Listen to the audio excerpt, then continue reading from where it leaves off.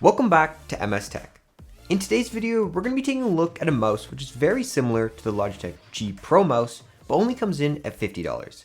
Today we have the Logitech G305. Now, one thing that did surprise me a little bit when I took it out of the box was the material choice. And the best way to describe it is that very much so resembles those mice that you have at school, which pretty much everyone hates. Just the cheap plastic quality, it wasn't the most appealing at the start. But here's a quick sound test to kind of give you guys an idea of what it sounds like.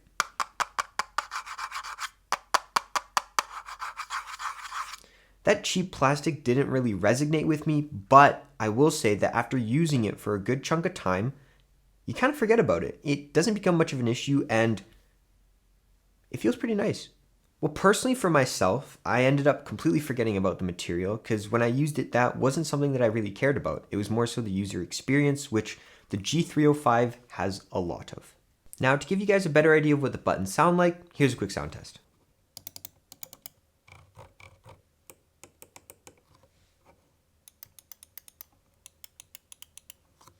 Now, one thing that I really liked about the design was the removable backplate, and that's because you can barely tell that this casing right here is removable. And once you remove it, you have access to the nano receiver as well as the battery, just in case you want to switch it out.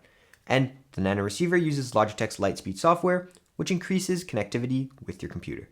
Now, the mouse is a little bit heavier than the Logitech G Pro, coming in at 99 grams. It's under 100, as Logitech advertised it. They're stretching that, but it's under 100 grams.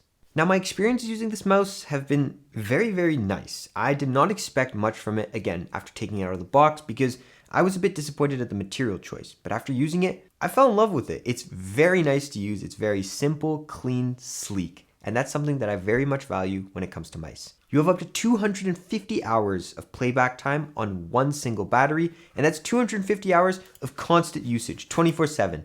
If you're not doing that, this mouse is going to last you a month to 2 months, which is a very nice feature to have. You also have 4 different DPI settings, which are all associated by different colors, which is another nice touch Logitech added. Now, whether I was using this mouse just for casual internet browsing and emails or for games, it was smooth and it glided very, very easily. And that's because there's 5 different little pads on the bottom to improve that. You also have a circular one around the sensor just to make sure your mouse is pretty much elevated the entire time, making flicks very easy in games. Now, a couple nitpicks that I had about this mouse, which I would have liked to seen improved, would probably be to have some side grips on the side of the mouse, just to add a bit more of a premium feeling to it, as well as I would have liked to see the nano receiver have G305 on it instead of just G, just so you don't confuse all your Logitech nano receivers and it makes your life easier.